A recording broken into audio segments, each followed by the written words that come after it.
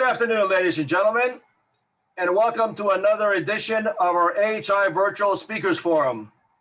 As always, we come to you live from our American Hellenic Institute headquarters in Washington, D.C.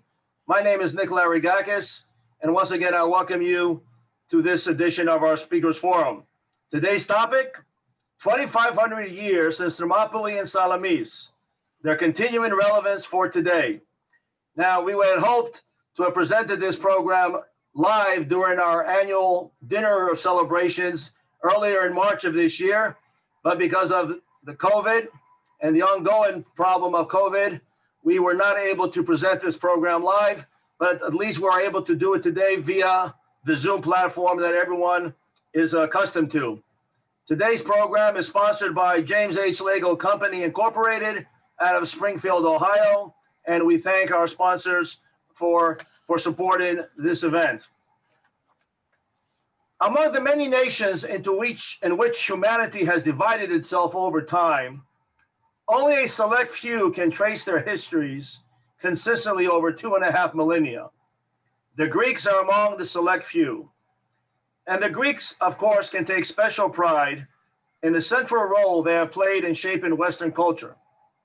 But in one important way, the Greeks are unique. They can point to two specific events by which they shaped the destiny of the world. In these two events, which happened exactly 2,500 years ago, that we commemorate and celebrate today. In 480 BC, Xerxes the Great, king of Persia, had invaded Greece with an immense army and navy. He planned to conquer and subjugate Greece. And once he finished with Greece, he had designs on all of Europe as well. But the Greeks stopped him. Key to this defeat were two battles, Thermopylae and Salamis.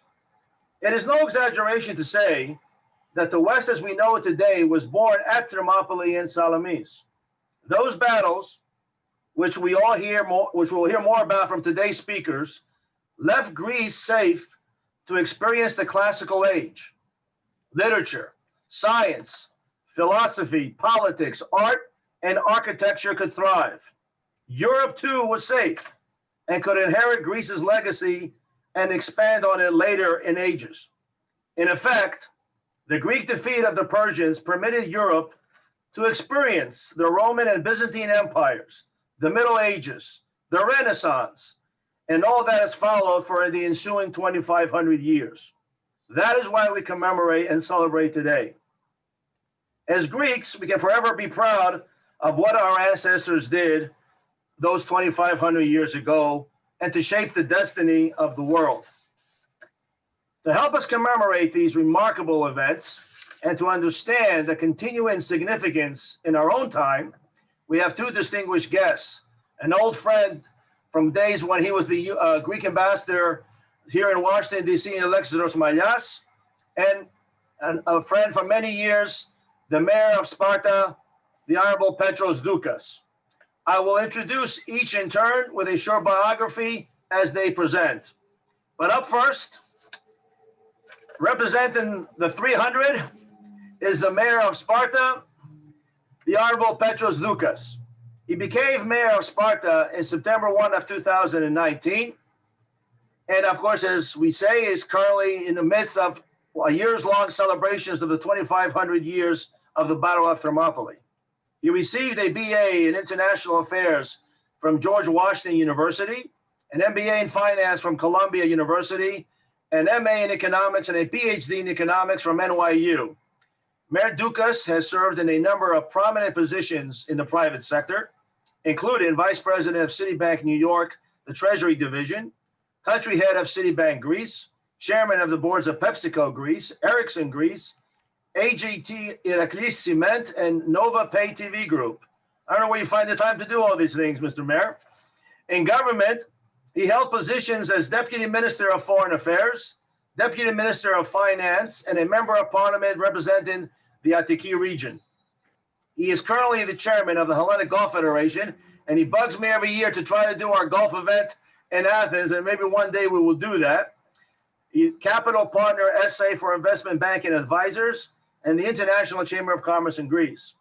Mayor Doukas is a lifelong member of the Jockey Club of Greece and a distinguished fellow of the Global Federation of Competitiveness Councils in Washington, D.C. Having taken a great interest in how ancient Greek thought has affected our modern thinking and modern societies, he's the author of a number of scholarly books, including Modern Economic and Management Theories and Classical Greek Thought, Sparta, the First Republican Democracy, and the Causes of the Rise and Fall of Ancient Democracies. Mayor Doukas' father was a Greek Air Force general, George Doukas, who was a World War II hero, flying Spitfire fighters in North Africa and other fronts. His mother, Mary Anastos from Boston and Nantucket, worked for President Harry Truman's press secretary at the White House. He is married, he has a daughter who works in New York, and he has a son still in high school. And you can see he is involved in so many different ways. It is a pleasure to have you here with us, Mr. Mayor, and we give you the Zoom platform as the first person to go on here today. Hi to all. Many thanks, Nick, and congratulations to you and AHI, the American Hellenic Institute, for the great patriotic and cultural work we have been doing. So many, many thanks to you. And officially from the city of Sparta, as you said, I'm the mayor of the historic cities of Sparta and Mistras. And the first question we could address is, why bother with Sparta? What is it that people think so greatly about this city? And it was more than Thermopylae, more than the sacrifice of King Leonidas in 300. Very, very briefly, it was the first city in the world in the history of mankind that instituted a democracy.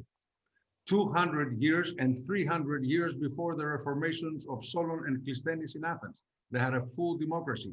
One man, one vote. It was the first city and place in the world to institute a republican system that is a bit different from a democracy. And the republican system differs a little bit from straight democracy, because straight democracy is the majority assembles, votes, and that's the law. With the republican system, you have more filters between the will and the whim of the people and the final enactment of laws. It was the first place in the world to conceive and institute a Senate. The US Senate is a bit of a carbon copy of the Spartan Senate. This is not the place to talk about it, but just keep it in mind. It was the first place in the world to institute a constitutional monarchy. What the English have today and are proud of their monarchy is pretty much copy-paste from the Spartan constitutional monarchy. The first place to have free public education.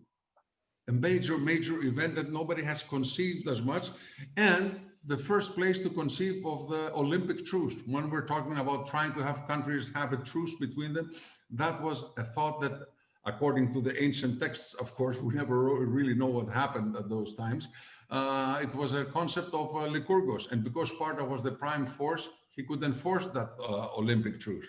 Now, regarding Thermopylae and Salamis, before I get into some details of the battle itself, first of all, it's very, very significant. It's for the first time you have people from democracies voluntarily going out to battle for their country and their families and their freedom, knowing that they will actually die.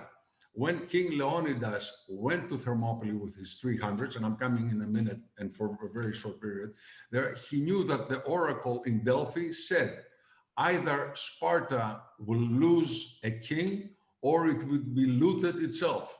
So Leonidas, with his 300 countrymen, knew that he was not going to ever return. And when his wife, on his way to Thermopylae, the daughter of King Cleomenes, asked him, what do you want me to do while you're away? Him, knowing that he's going to die, just told her, find a good Spartan and have good kids for the city of Sparta. The second thing that Herodotus mentions is from the time of the Battle of Troy and the Thermopylae, the Battle of Thermopylae, it was clear, he said, by that time that Asia and Persia is one thing and Greece and Europe is another thing. And he uses those exact words. You have the more despotic culture of Asia and the more democratic and free-going culture of Greece and the Western. So in his first chapter of his histories, that's what he says. Very, very briefly, historical events. Around 900 before Christ, Greeks started colonizing the shores of Asia Minor. They started around 1900, and slowly these mini colonies and trade posts and settlements started becoming cities. By 600 before Christ, these were major cities. But from 600 to 550 before Christ, the Persians became the global power and subjugated these cities. These cities sent emissaries to Athens and to Sparta. And the Athenians said, there's nothing we can do about it. The Spartans said, it's too far away for us to go to Persia, but we will send a trireme, 546 before Christ, to tell the Persians not to bug you, not to bother you Greek cities of Asia Minor. And the Persian king said, who the hell are these Spartans, these insolent Spartans? I'll make them regret this threat they're making to me. But nothing else happened. The cities were subjugated because Persia was a major global power at the time. At around 500 before Christ, the emissaries from Asia Minor go to Sparta and they say, listen, you need to help us. And King Cleomenes of Sparta says, okay, how far is Persia? And the emissaries were not smart enough to tell them they're just by the coast of Asia Minor. They said, well, 3 months road. And Cleomenes said, it's too far away. Sparta cannot go so far into Asia. We don't have the power. So the ambassador, Aristagoras, started meeting King Cleomenes in private and started trying to bribe him. He was putting money on the table to bribe him to get an expedition. But his little daughter was there. And the daughter of Cleomenes, who was later the wife of King Leonidas, tells Cleomenes, listen, daddy, he's going to bribe you in the end because he was putting more and more money on the table. Please get out of this room. He said, get out of this room. He didn't say kick the ambassador out. He said, you get out of the room, because the ambassador came as a niketis.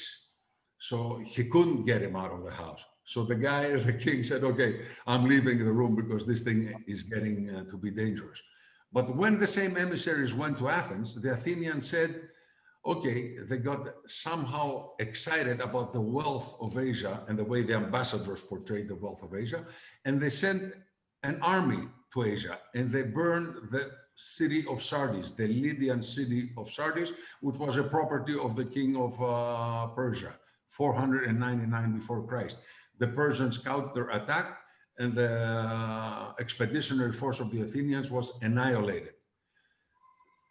Xerxes and Darius got very, very pissed off at the Athenians, and they said, we have to take revenge. This was a great insult. And that's how the whole event started unfolding with the Persian invasions of Greece. This was the idea.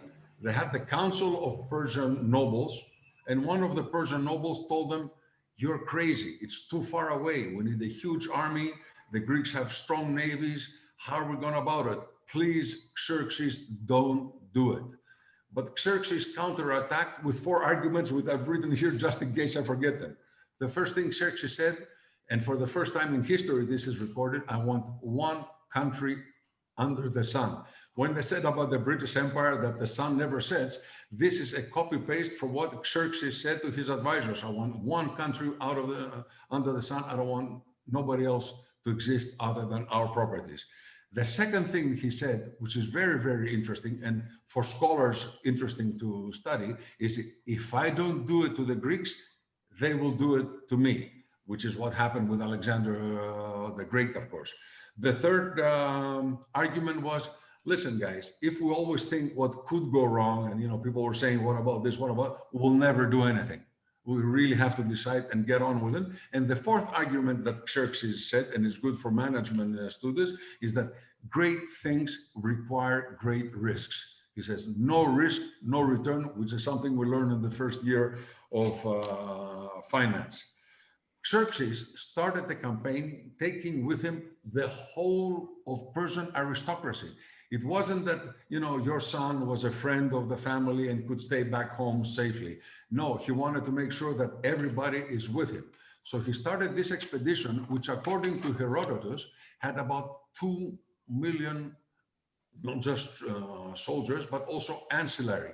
It says the cost to every city as this huge army passed by was tremendous. Just feeding the king and his entourage with top quality meats and foods and what have you was quite amazing. The Spartans at the time, as they saw Xerxes coming down, had more important things to worry about. They had to worry about the festivities of Carnia, because Spartans really took seriously their own festivities. Carnia was a celebration like the Panegyri of Mistra sort of thing, and in honor of the god Apollo, which was Sparta's main god, was Apollo. And the second thing was they had Olympic Games at the time.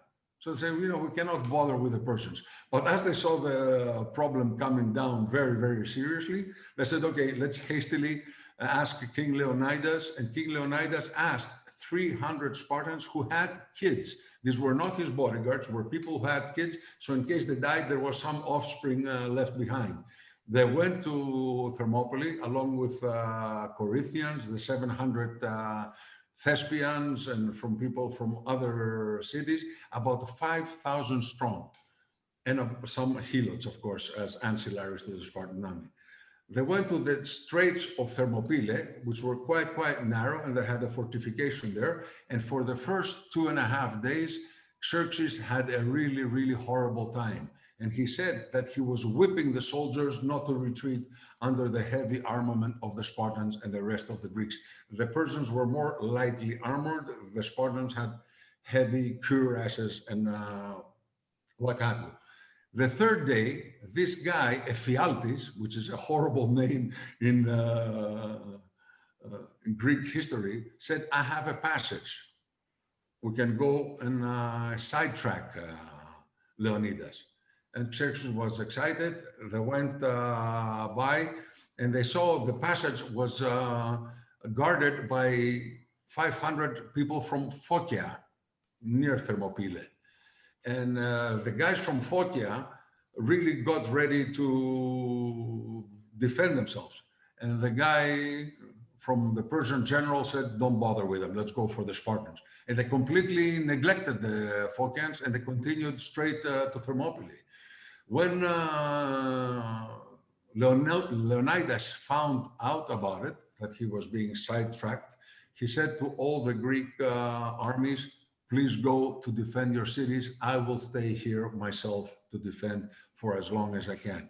The 700 Thespians also stayed there with him, knowing that the end was coming because they were encircled by two huge armies and there was not much they could do. So Leonidas said to his soldiers, have a good breakfast because we're dining in Hades tonight. We're all going to die and go to the underworld, and that's where we're going to have our dinner. So get ready. And he orders a counterattack, a full counterattack with the 700 Thespians and his 300 and the helots he had with him to the camp of Xerxes himself. Apparently, Xerxes managed to escape himself the last minute, according to Diodorus Siculus. It's not exactly clear what happened, but this is the story. So he said, let's fully attack Xerxes' camp. Xerxes managed to escape, but the armies were superior. The other guys were coming from behind, and apparently not a single one of the 700 and the 300 survived, and some helots as well. And according to Herodotus, Xerxes, which typically would honor brave opponents, was so mad at the disaster that Leonidas gave to him with a relatively small army that he had his head cut and posted on a pole. This is what made Leonidas a legend for all Greeks. I mean, all Greeks, according to even the enemies of Sparta, really revered such a great person. So you have, for the first time in history, free people, and of course in marathon, defending their country, knowing what the end is going to be and doing it gladly and refusing to leave their post. A few weeks later, we had the famous battle of naval battle of Salamis, which again had a Spartan admiral as the head. Why? Because even though Themistocles was the brain, he was much better than Eurybiades, all the other cities that had sent a navy preferred and trusted more a Spartan general, even if Themistocles was better. They figured Themistocles is an Athenian, he's only going to look for the Athenian interest. And there we have the genius of Themistocles winning the day and saving Greece and allowing Greece to develop this great philosophy and the great philosophers and the architectural and the poetry and all this other great stuff that happened when Greece was actually free. Free to also fight each other. So it's one of our problems. Sometimes we're not always united, sometimes we're divided. But thanks to Themistocles and thanks to Leonidas, we were free people for a few centuries more, and we really owe them quite a bit. The whole mankind owes them. So that's it for me, Nick. Well, thank you, Mr. Mayor, and thank you for the backstory as to a little bit, put it in context, how the whole thing it wasn't just all of a sudden, the Persians just showed up there, but there was a backstory leading to that particular situation. And now to continue our discussion is Ambassador Alexandros Mallias, as I said, an old friend. Welcome back, Mr. Ambassador, to another American Hellenic Institute. Thank you very much, Nick. Event. Ambassador Mallias is a recipient of the Martin Luther King International Legacy Award. I remember that very well, Mr. Ambassador, back in Washington, D.C. in 2007 when you received that. He served with 11 governments and 15 ministers of foreign affairs, and he survived to talk about it throughout his illustrious. Well, they also survived. They also survived, Nick. and the Greek Foreign Service. His posts included Ambassador of Greece to the United States, as mentioned, from 2005 to 2009, Ambassador to Albania from 99 to 2000, first Greek diplomatic representative to the Republic of North Macedonia, then, of course, Fyrom, in 95 to 99, first political counselor at the Greek mission to the UN negotiator of the Paris Charter for a New Europe, Vienna in Paris of 1990, charge d'affaires in Libya from 82 to 84, and deputy to the permanent representative of Greece to the Council of Europe. Ambassador Mallias is the author of 6 books on foreign policy and national security issues, and he has also published hundreds of articles in newspapers and specialized reviews, mostly in the area of foreign affairs. More recently, he is a frequent speaker and commentator on Greek TV and radio, and it is once again, as I said, a pleasure to welcome you, Mr. Ambassador, to this event today and back to an American Hellenic Institute event. So the Zoom platform is yours, Mr. Ambassador. Well, thank you very much, Nick, for this introduction. I'm very pleased in being again with you and the American Hellenic Institute premises. Mayor Petros Doukas, the mayor of Sparta, that was an excellent and comprehensive account of both battles, of the origins of the battles, the outcome of the battles. So I will try within my remarks, and I have prepared some written remarks, to draw some parallelism from 480 BC to our days, 2,500 years later, and no one will be surprised if this parallelism is again drawn by Greece, Aegean, East Med, because we have again some despots threatening from the east. So it's clear Thermopylae and Salamis saved Greece and Europe. Hellenes stood up. Now, 2,500 years later, we celebrate this anniversary, aware that both battles are to our days referred as the paradigm for valor, sacrifice, strategic thinking, and political military wisdom. Just visit Alamo and everyone would understand why. So 2,500 years later, Greece remains as it was at this era, Europe's and NATO's outpost in the troubled waters of East Mediterranean. Greece is a principled and powerful ally of the United States, yet we face today, as I earlier said, threats and aggression from our eastern neighbor, run by a despot. I would also add to say at the beginning, and then I would go to the specifics of Salamis, that Turkey, under authoritarian President Erdogan, became the regional troublemaker. He challenges, he opposes Western values, principles, and interests, is a threat to peace and security in Eastern Mediterranean, in the Gulf, in Caucasus, Middle East, and Europe. Too much. It is also known for massive violations of human rights at home, as stated in the recent United States, the US Department of State Human Rights Report, and it's violating several UN Charter and Security Council resolutions on Cyprus, Aegean Sea, Libya, Syria, and Nagorno-Karabakh. Ladies and gentlemen, it is not necessary to reiterate that Thermopylae and Salamis saved the Western civilization.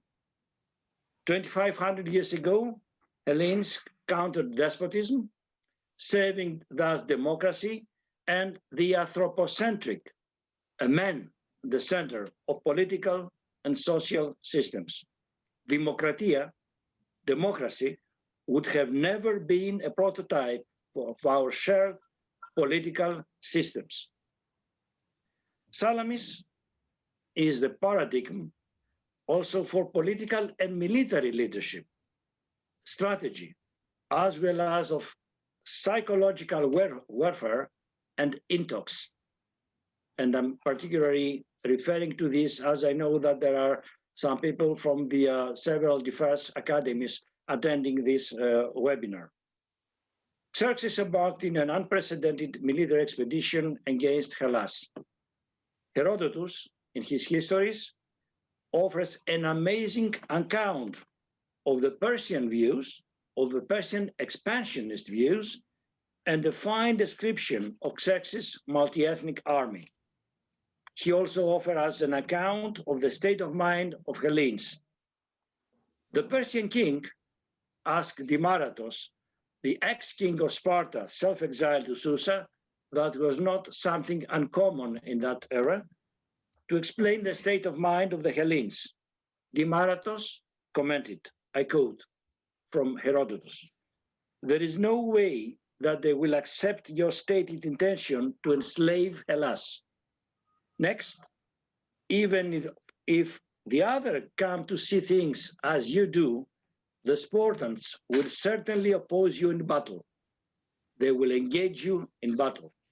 You need not ask us to their number in order to consider how they could possibly do this, for if there are only 1,000 of them marching out, they will fight you, and if they number more or less, they will fight you all the same." Herodotus, Polymnia, 102, 103. So the overwhelming size of the aggressor's army and navy never deterred Greeks. Demaratos stressed that Hellenes were fighting as free men, not from fear. They were not mercenaries, as some mercenaries are right now used also by Turkish despots. They wanted to defend their fatherland and their freedom. Aeschylus, with the Persians, offers us the epic yet full of empathy for the defeated Persia account of the naval encounter Salamis. Written in 472 BC, the Persians is the oldest surviving Greek tragedy. It is the first known play based not on myth, but on historic fact, the defeat of the Persian navy, the Persian army in the Straits of Salamis, of Piraeus. The Persians is also a permanent warning against political demagogy and arrogance. Nick, I'm sure that the Persians is not very popular in Turkey today. I remember the extraordinary impact of the performance of the Persians by the Hellenic National Theater in New York and the full-page coverage by the New York Times. Allow me to confess that my preferred verses from the Persians are the following. In the presence of the chorus of the wise elders of the Persians, the herald, the Persian messenger, gives to Queen Atosha, Xerxes' mother, and his account, his description of the Salamis naval encounter. He describes the way Hellenes launched this naval attack. I quote from Aeschylus. They rushed hard at us with a great shout. This is the paean. Charge, Greek men, set your fatherland free. Save your children, your wives, the holy temples of your fathers' gods, the sacred tombs of your ancestors. Now is the time to fight for all these things. Unquote. Xerxes was fully aware that by defeating Hellas, he was going to conquer Europe. He confessed to his fellow Persians, I quote, there is no state, there is no human nation who could resist to us in the battlefield once we defeat the Hellenes. Herodotus, Polymnia 8 and 9. Now, what's happening today? Turkey orchestrated in March earlier this year a hybrid war attack using mostly irregulars, mercenaries mixed with illegal immigrants and refugees at the Greek-Lang borders. We also are aware that Turkey's President Erdogan publicly stated several times that by marching against Greek borders, he aimed at Europe. His arrogance and fanaticism could be compared with that of King Xerxes. Back to Herodotus now. Before launching the military campaign, the Persian king dispatched envoys to the Hellenic cities demanding the traditional symbol of submission and offering of soil, earth, and water, Yikeidor. The cities refusing the offer were bound to be destroyed. Catastrophe. 2,500 years later, even today we heard it from Ankara, Turkey's message, President Doukas' message, is the following. Either you accept my terms on everything we set as our own agenda, either you will face the consequences of a war. A NATO ally. In 1976, 1987, 1996, and throughout 2020, Turkey's aggressive and expansion policies brought two NATO allies close to a military conflict. Megalomania, arrogance, and aggression are now coupled, unfortunately, with a dangerous extremist anti-West message, anti-West with a clear religious connotation. And that is extremely dangerous for the West. Turkey activates Russian S-400 missiles and targets NATO allies. Now, Russia's President Putin is a clever man. He's a very clever man. Would never sell such lethal weapons without checks and guarantees that they will never be used against Russia. Possible targets are NATO, NATO allies such as Greece, France, the United States, and eventually United States friends in the region such as Israel, Cyprus, Egypt, and the Emirates. I know that my remarks have not been limited to the issue, to the topic you proposed to me, but I would like very much to let you know that we felt today exactly as those Spartans, those Athenians, those Arcadians, those Aeginetans, those felt 2,500 years ago. And we feel that it's our duty to act as the outpost of the West's and NATO's values, principles, and interests. Thank you very much. Well, thank you, Mr. Bass. Thank you to both of you. Well, what this underscores again is history does continuously repeat itself, unfortunately. But by that same token, I would argue that Greece's glorious history also repeats itself. And it's not just a matter of what we see today in Greece being on the front line for peace and stability on this outpost of the Eastern Mediterranean, which is ultimately the buffer between what is potentially another provocative invasion by the East and Western Europe. And in hope in this case, there is no illegality along the way that will undermine the process of what Greece is standing for. But let's also, don't forget what we commemorated just a few weeks ago, where Greece again stood tall, where all of Western Europe had capitulated, had been overrun by Nazi Germany and the Axis. Greece stood tall again and gave a breath of fresh air, and that this Axis can be defeated.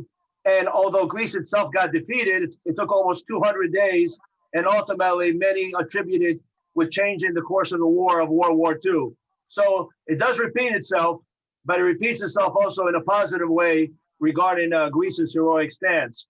Dear Nick, those who defeated Alamo, they were never defeated. So it's exactly to draw the parallelism between Thermopylae and Alamo.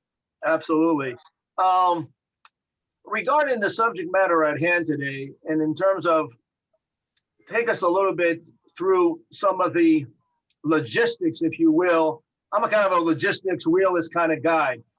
And how did it all come together that, I mean, what intelligence, did the Spartans have, did the Greeks have, the city-states of Greece have, to know that their best line of defense and to stop Xerxes was at Thermopylae, because given what the geography was then, it's not what it is today. If you go there, you wonder like, wow, what's going on here? It's about as wide as can be. But then it wasn't. So what was the intelligence? How did they know that this is where we have to be and we got to get there by a certain period of time? And how were they able to accomplish this? For me, or? Wherever. I mean, whoever wants to take it. Don't forget that Greeks were in Greece, so they knew all the topography and they had occasionally quarrels between them. So they knew which were the major defensive posts. One was Thermopylae, the second was Athens, the third was Corinth. Straight in Corinth, that was where they had major fortifications. Athens was, of course, a major city after Sparta. We need to clarify that up to the Peloponnesian War, it was Sparta that was the major power. It was the power that all international powers had to talk with about Greek matters. So it was easy for them, and Thermopylae was a bastion for defending southern Greece, even during Byzantine and Roman times. There were a lot of battles after Thermopylae that took place by Thermopylae, including battles against the Goths and what have you. So they knew exactly where the place was and how to defend it, and they actually built fortifications there. And Xerxes wouldn't have come through against the 5,000 Greeks at the time had it not been, as you correctly pointed out, for Ephialtes finding the back way, that treasonous way. So without treason, Greece could and always can stand on its feet. And of course, Leonidas knew that things were going to be tough. You have a million kind of opponent You can defend, but you're always going to have losses. And the other guy the enemy can replenish his losses. You cannot replenish your losses. So he knew it would be a matter of time, but he would have delayed Xerxes for a while to allow for other Greek cities and forces to get together. It would allow time for the Greek navy to get together under Themistocles and the Spartan admiral Evriviadis. So we gained very, very valuable time. And of course, the dead gained immortality, because who it is who doesn't admire what they did and how they did it. And Hollywood, of course, has produced 2 movies that I'm aware of on this particular subject matter. So Butler was here 5 months ago, so we enjoyed his company. You alluded to it, but to be more specific, have historians speculated that, in effect, if it wasn't for Ephialtes and showing them the secret path, that they would have been able to withstood it and stopped it right there? The Greeks, I mean. They would for a long time, but again, if it was 1 million soldiers versus 5,000, you know, every loss on the Greek side would have been a big loss, whereas the Persians had people marching on and on and on incessantly. So the numbers would probably in the end work against us, but with huge losses for the Persians. I mean, this is what eventually got Xerxes to withdraw. And he left back General Mardonios. And if you allow me, Nick, it's an interesting story that after the defeat at the naval battle of Salamis, Xerxes got really scared and packed his bags and started moving back to Asia, fearing probably for a revolt, because bad news travels fast. So some other prince could stage a coup against him. So he took all his baggage and went back. But this Persian general, Mardonios, said, I will stay and I will clean up Greece for you. And it's very strange that some Greeks went there from Thebes and said to Mardonios, listen, don't fight the Greeks. You'll never win a war. Try to bribe some cities to revolt against other cities. And this was the big secret that was used year after year. Try to divide the Greeks, because when they are united, as we are today united across all parties, let me say so, you cannot defeat us. But Mardonios said, forget it, I'll fight them, because he was indeed a brave Persian, and a lot of brave Persians died. Xerxes' half-brothers, nephews, princes, a lot of them did die in the battle. It wasn't an easy case. It was a very fierce battles. But other than that, with the Greeks united, there was nothing they could do about it. Mr. Ambassador, yes. The Battle of Salamis, sort of a similar question. I mean, it's because the kind of ships that the Greeks had, which were more smaller, more mobile, as opposed to the very bulky and difficult to maneuver ships of the Persians. That's exactly. There you go. There you got a specimen. Ask and you shall receive. And Mr. Bassett is always ready with the props.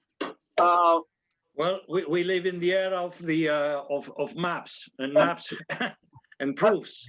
Absolutely. Well, I guess though it would have been it was imperative, I guess. You know, please tell me otherwise, that the battle had to take place where it took place. Again, for the Greeks to be successful, how were they able to maneuver to have them come in there and being able to fight the battle where they did? Well, that's the wisdom of Admiral Themistocles, because Evriviadis, as Major Doukas said rightly, Evriviadis was leading the whole the coalition forces. Let's put it in modern terms. The coalition forces were led by Evriviadis, and I earlier referred to intox. It's true that Evriviadis, it's not just the right place, but it's also the right day, the right moment, because many under the Spartans' influence, which was, let's go to defend Isthmus, Corinth, were ready to leave and go to sail elsewhere to defend better their homeland. For the Spartans, of course, they were there to defend Athens, but they preferred to go to Isthmus. And then Evriviadis, and then Themistocles sent his aide-de-camp, his confidant assistant, I think Sikinos, and he misled the Persians and Xerxes, saying that, you know, they are tomorrow, they are selling, they're leaving Thermopylae, so just move now and you will encircle them. And what happened is exactly the opposite, because Themistocles' plan was to make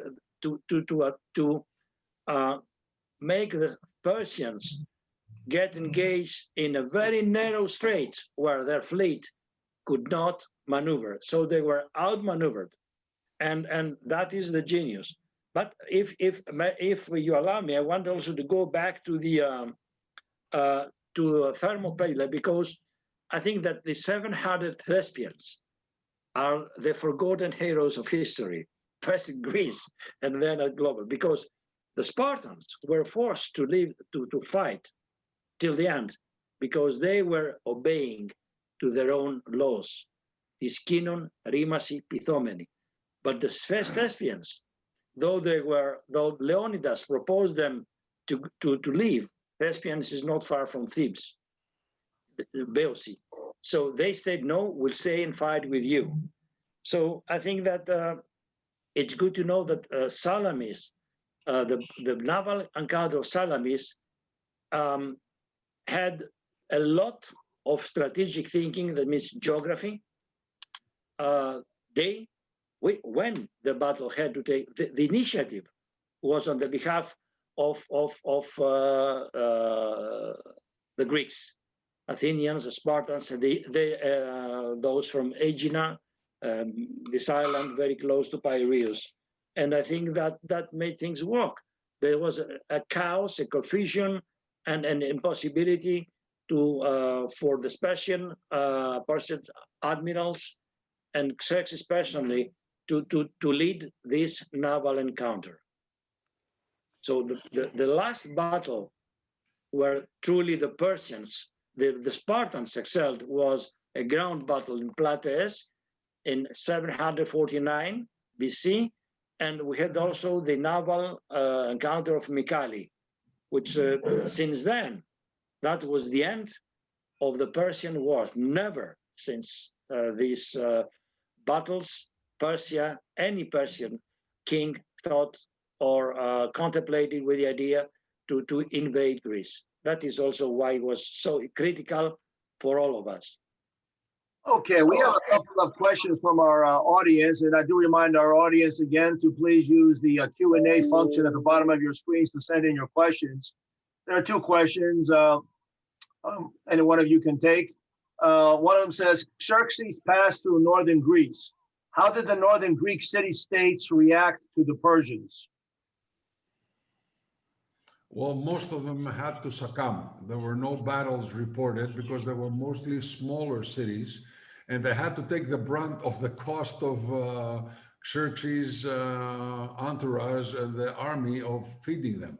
So at the time they had to succumb, and there was no defense until actually the Battle of Thermopylae, when they made sure that the Spartans were actually going to fight, because no Greek city would actually take up arms against such a vastly superior in numbers enemy unless they knew that they had cover, and the basic cover they had at the time was Sparta. It was not Athens, it was Sparta. Athens became glorious from the Battle of Salamis, and very rightly so. But it was Sparta that people counted on, because it was a democracy, it had a stable political system, it was a place that people could trust. The meaning of trust was something that epitomized the behavior of Sparta. So at the time, no, they were grudging, but they could not defend themselves.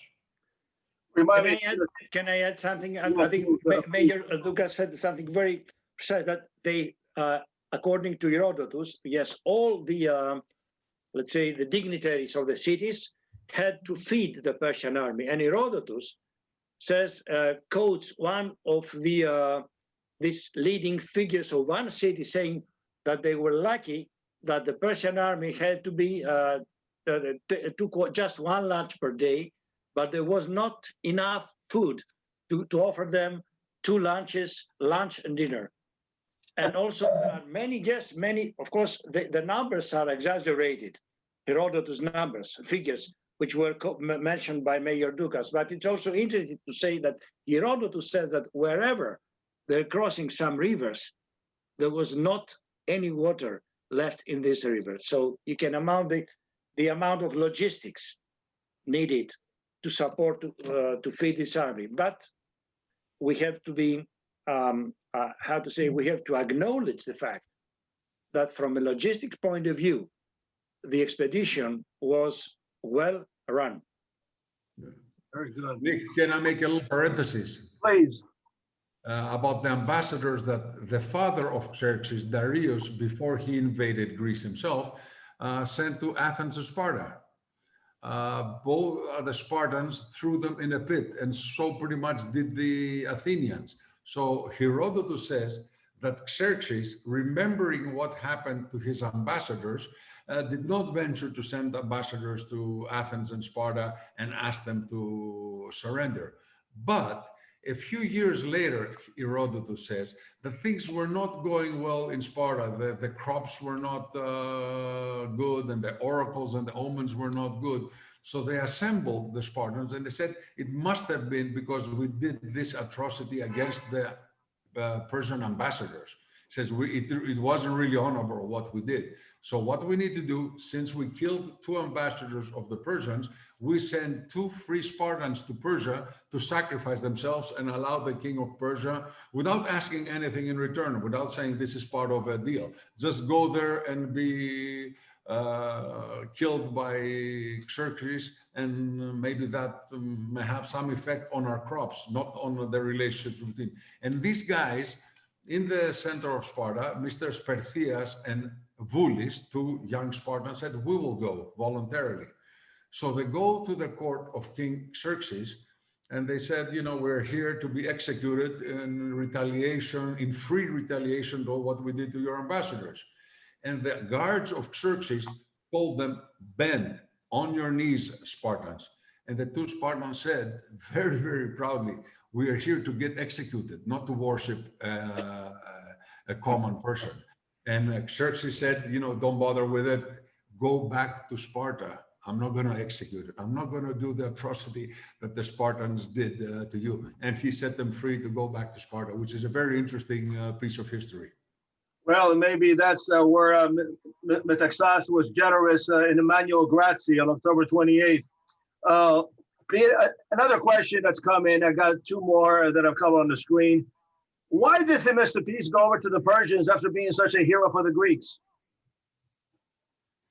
I don't know if Ambassador wants to answer, but typically we're not always grateful to the people who do great things for us. There's always the suspicion, there's always the malice that he was bribed by the Persians for various favors, not to chase them, for example, not to chase Xerxes when he was on the retreat. And, you know, rumors of that sort, or whatever evidence they had or facts they had, caused them to actually be mean against Themistocles, which is one of the greatest figures of all time. So sometimes we force people to go to the enemy, which is a real pity. And it's not the only thing. We have a lot of Greek heroes that have been bad-mouthed. Look what we did to Socrates. But next question we have here is, Mr. Mayor, this is again, I guess, for you, and it's for one of your compatriots and a close friend, Kostas Alexakis, who writes, can you describe the area of Sparta during Leonidas's rule, and what was the population like? And I guess it's an interesting point because, you know, you sent off 300, but what was the overall population in percentage of that, you know, 300? Please, yeah. There were 10,000 male citizens, about 10,000 male citizens at the time, which were called Omi, same, likewise, which means they were almost interchangeable. They could all be voted for the Senate. They could all be head of the army or generals or what have you. So Omios means I have exactly the same political rights. So those people who were actual citizens were about 10,000. And then you had subclasses of people who lost their political rights because they were not brave at war, or because they couldn't do what the state did to them. And then you have the helots, the slave class, and the periki, which were non-citizens, but could do business, and they were free persons, but did not have voting rights, and they were subject to Spartan law. So 10,000 is the figure of males available for the army and citizens. Mr. Ambassador, turning back a little bit back to the Battle of Salamis, obviously the land army of Xerxes reached what is present-day Athens in the Attica region. And can you take us through what were they doing while there was a battle going on, in Salamis? How was that not able to compromise or affect the outcome of the war? Why was it only the naval battle that ultimately was the final nail in the coffin that sent Xerxes back, packing? What was his armies doing at that time? And how long ultimately did it take for the armies to leave Greece? Herodotus. After the Thermopylae, Athenians, and I think all the Greeks felt the impact of this huge, it's unprecedented army coming to the south. So the most of the Athenian population misinterpreted the second Delphic Chrism and left Athens, thinking that Pythia said that the Delphic Chrism was that the wooden walls will save you. So they started building a wall around Acropolis, and very few stayed to Athens. Most found refuge to the small island of Salamis, just a few miles across Piraeus. The Persian army destroyed Athens, burned Athens, and that's exactly why Alexander the Great later felt compelled to burn Persepolis. So that was a kind of his reaction. For that. So Athens, there was not ground forces, to say things with today's terminology. There were not ground forces around Athens. There was not battle engaged in Athens.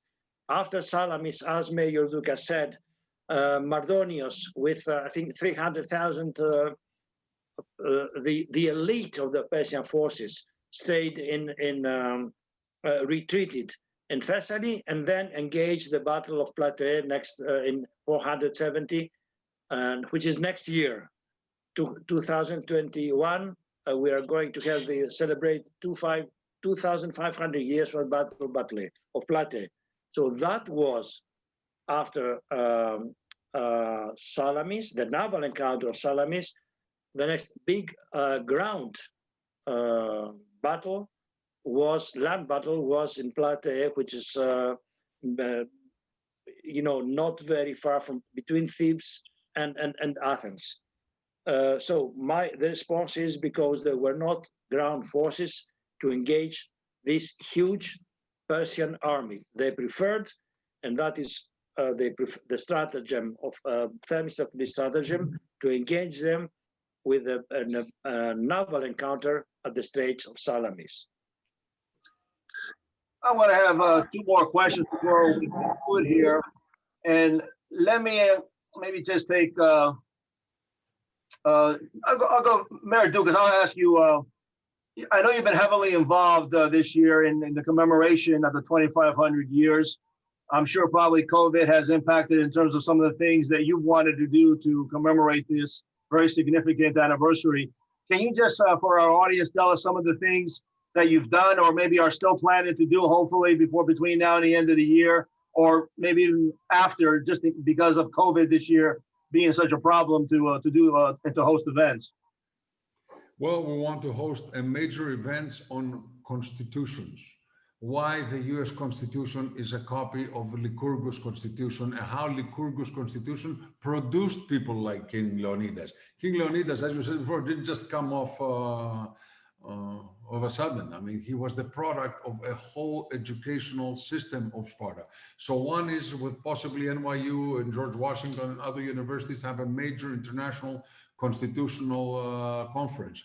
We're going to have an East-West conference based on the passage of Herodotus' Book 1, who says that from that time of Troy and Thermopylae, it was crystal clear that east is east and west is west. Persia and Asia, one thing, Greece and Europe is another thing. So we're going to have a conference on that. We're going to have a conference on the first Greek constitutions and many sports games where we had planned, and of course we postponed, a major marathon run, ultra marathon run between Sparta and Thermopylae, 345 kilometers. And we had over 600 registrations for such an ultra marathon, which is like 9 marathons, the one after the other.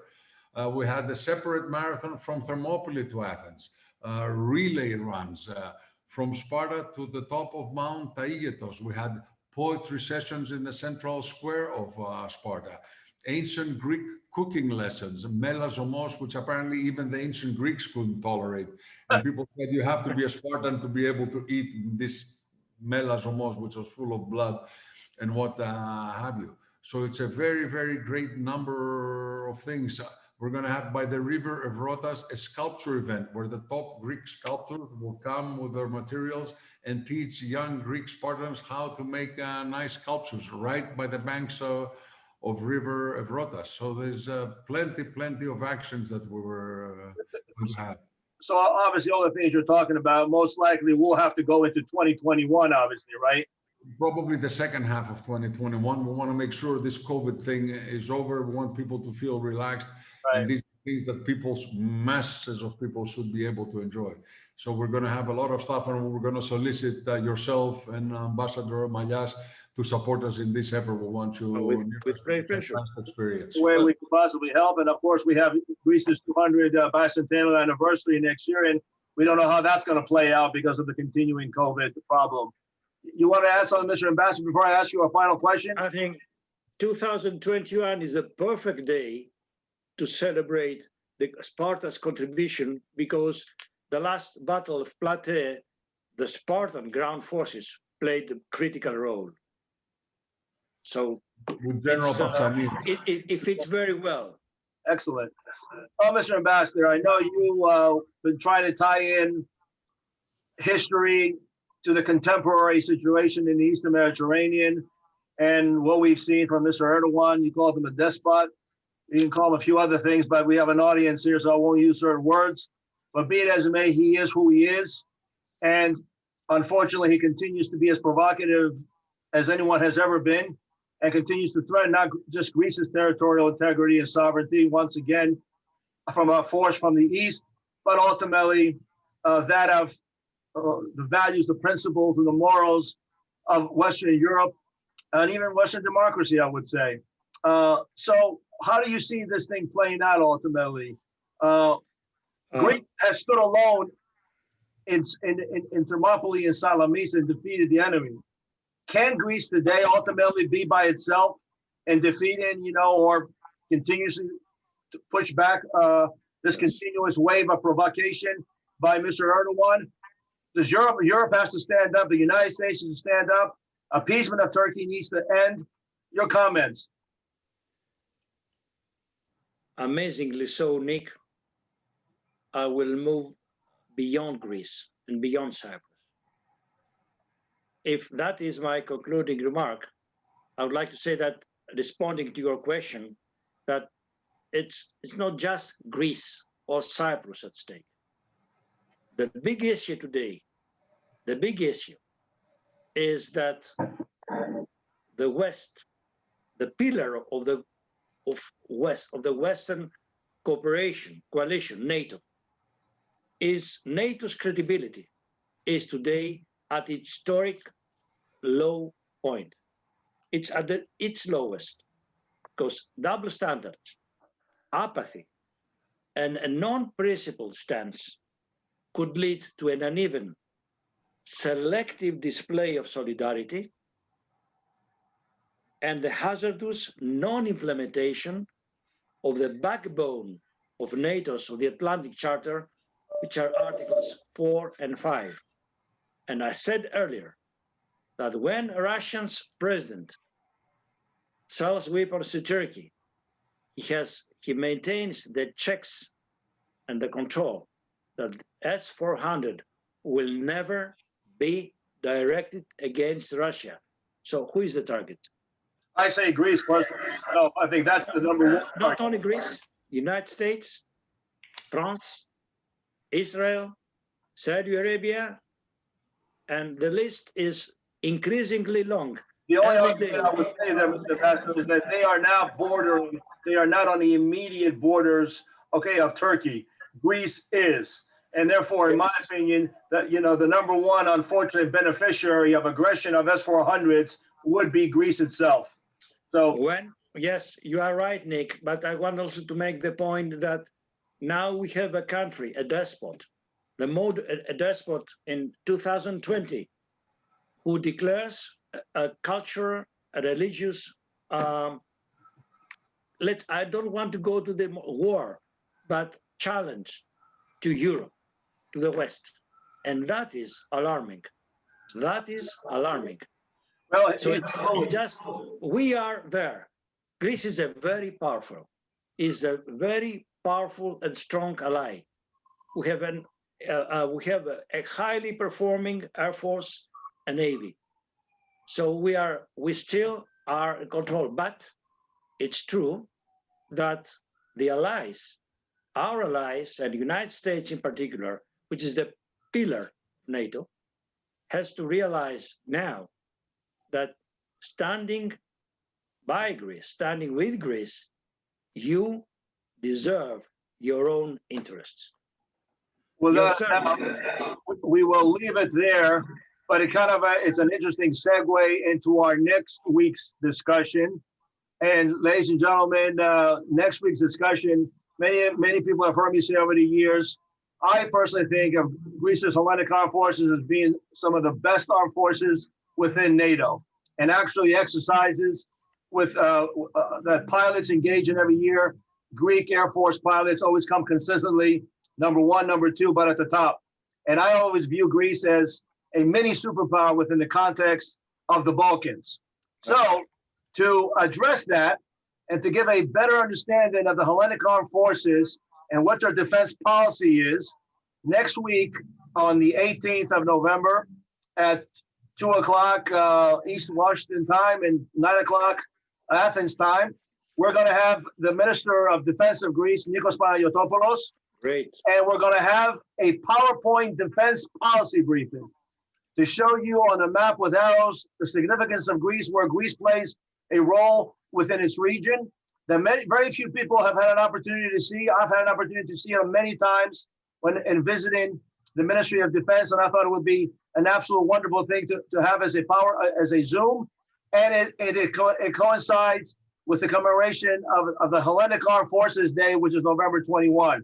So please tune in. You'll receive the invitation shortly. But we thank again our two guests today for this very wonderful and encompassing discussion on the broader picture of what took place, but also a lot of the nuances that many of us, I don't think, were necessarily familiar with. I certainly was not, and I appreciate learning more about these two famous battles. As always, I'd like to thank our AHI staff, Elias Yarosoulis, our Director of Government Relations, and Emily Pandis, who also acts as producer for this program, and we could not do these programs without her assistance. I'd like to thank also our sponsor, James Legos Companies out of Springfield. And if you too want to be a sponsor, please go to our website and support our Zoom presentation so we can continue to bring them to you. So until then, ladies and gentlemen, I thank you once again, Mr. Ambassador, Mr. Mayor. Have a great evening in Athens and hope the lockdown ends soon. And to all of you who are watching, thank you for tuning in and wishing you a good afternoon. Thank you, ladies and gentlemen. Thank you very much. Bye to all. Bye-bye. Καληνύχτα. Magnifica.